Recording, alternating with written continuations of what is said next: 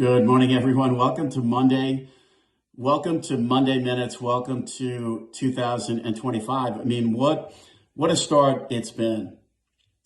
So for me, I've been in this business for over 3 decades. Hopefully I don't appear that way to you, but all I've been taught since I've been in this business from the very start is don't fight the Fed.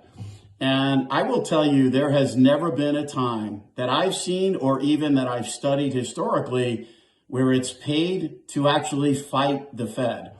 The Fed coming down 100 basis points in 2024, looking for alleviation on multiple levels, a recalibration, which we have clearly spoken and written about and did agree with to a certain extent. We didn't agree with that 50 basis point cut in September.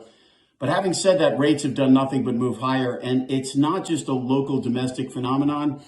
This is a global phenomenon with the exception of China, where bond markets are taking their marching orders.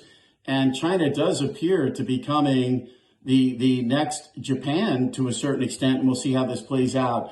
But there are certainly structural issues there in terms of policy. In the U.S., we have the best chance to enact policy changes in the coming months and years.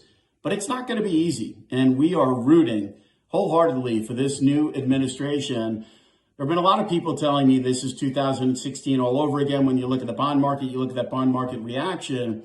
Having said that, in the days following the U.S. election in November, incoming Treasury Secretary, we're sure he'll be confirmed, Scott Bessent, a lot of optimism in terms of a fiscal hawkish nature to what's coming to Washington. But the reality on the ground in terms of mindset versus reality is very different. And this is a very different pocket of time in our view than 2016. We didn't have inflation on the radar in 2016. It's clearly on the radar now. We didn't have a global pandemic in 2016. We had one in between. And certainly with regard to the overall inflationary dynamics, the Fed was worried in 2016 about inflation shortfalls. We're now worried about the exact opposite. This is an inflation cycle that we're a part of right now. It's different. It's more focused on the supply side. Certainly, this administration will be extremely aggressive on the supply side of the market, but as we've written and talked to clients about, there is a gap between reality on the ground, what's inherited over the last 4 years, and where we go moving forward, and how quickly things can be enacted, the tricky dynamics, the volatility short-term, term premium in U.S. Treasuries going up, the uncertainty, what's being built into real yields in terms of economic growth. Let's face it. To be objective, the Fed's timing has not been great. In August of 2020, changing their framework to inflation averaging, just as we are emerging from a global supply side supply chain dynamic, very little intuition. In September of 2024, 50 basis points, just as all of the economic data bottomed coming out of the third quarter into the fourth quarter, and has since been rising. The latest ISM services, which always is a good indicator, I think, for the U.S. economy in general. We got the jobs report on Friday. We know there are revisions to come here and there. The household survey moving back into line a little bit as well. And this week, inflation. Look, we are pricing out the Fed very aggressively in 2025. One rate cut for 2025. We had favored that forward curve coming up, SOFR curve, and it's worked out to our favor.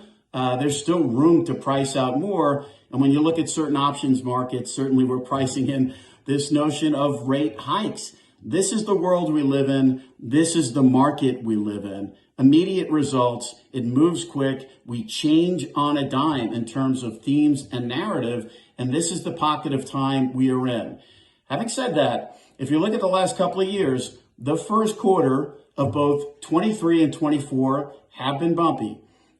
This week, inflation, if we continue to get bumpy inflation numbers, and look, energy prices are moving higher, crude is moving higher. If we do continue to get these bumpy numbers, Certainly the market is going to move with this pricing. We'll price the Fed out entirely for 2025. And this notion or this thought of potentially turning this boat around in the other direction, which would be absolutely devastating for these markets.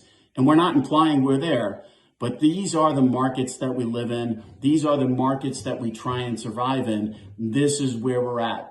Big week this week in terms of inflation. We also get retail sales. We've heard from the Fed. They're throttling back. Any notion of rate cuts on a short-term basis, I think, is completely out the door. But having said that as well, the first quarter of these last couple of years is not necessarily indicative of how the year plays out. It's a long year. There's plenty to come. This week, we will start Senate confirmations for this new administration. We'll focus on inflation data, and we'll focus on the change between these two administrations.